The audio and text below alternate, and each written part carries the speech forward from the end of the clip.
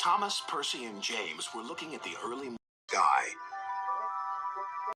So much happier when springtime comes, said Thomas. Everyone except Sir Topham Hatt, grumbled James. He seems to be working us harder than ever. I'm tired of these coastal runs. He's getting to be ready for the holidays, replied Percy. Anyway, salty air makes me all cheerful in my smoke box. Pah, snorted James. It's the countryside that really gets me fired up. It's the only place to be. And he puffed away to collect his freight cars from the docks. Thomas and Percy had to take some empty freight cars to the scrap yards. In a siding, they saw an old coach. She looked very sad. What are you doing here? They called me Old Slow Coach and told me I wasn't useful anymore. Now only the mice ride in me. Well, you may be dusty, but you look in perfect shape.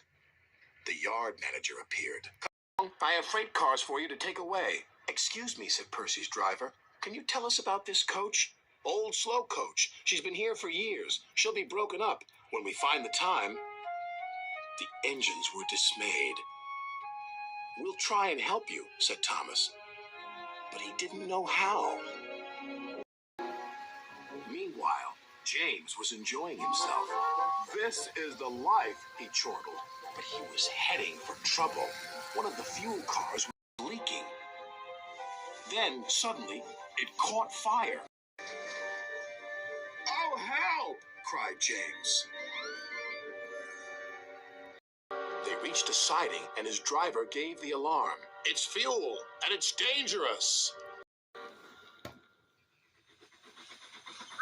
As Thomas and Percy approached the junction, they saw the smoke and a guard waving a red flag.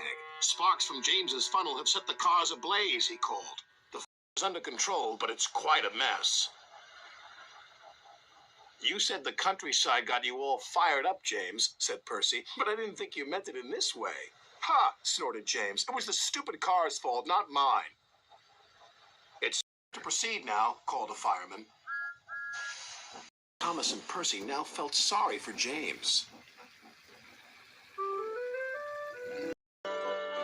It wasn't long before they reached the station.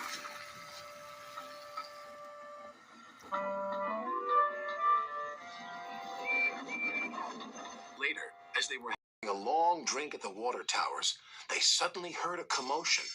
What's the matter? Thomas asked. It's another fire at the workman's hut, replied Thomas's driver. We better see what we can do.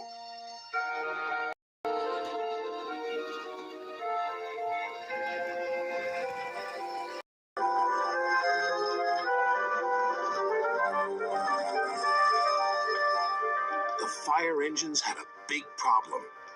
We are completely out of water, cried a fireman. We can't see water because it clogs our works. You'll just have to let that building burn. Then Thomas had an idea. Why don't you use the water in our tanks? We've just refilled them. The firemen wasted no time. You're very clever engines, chuckled their drivers. Soon the fire was out, but the hut where the workmen lived was destroyed.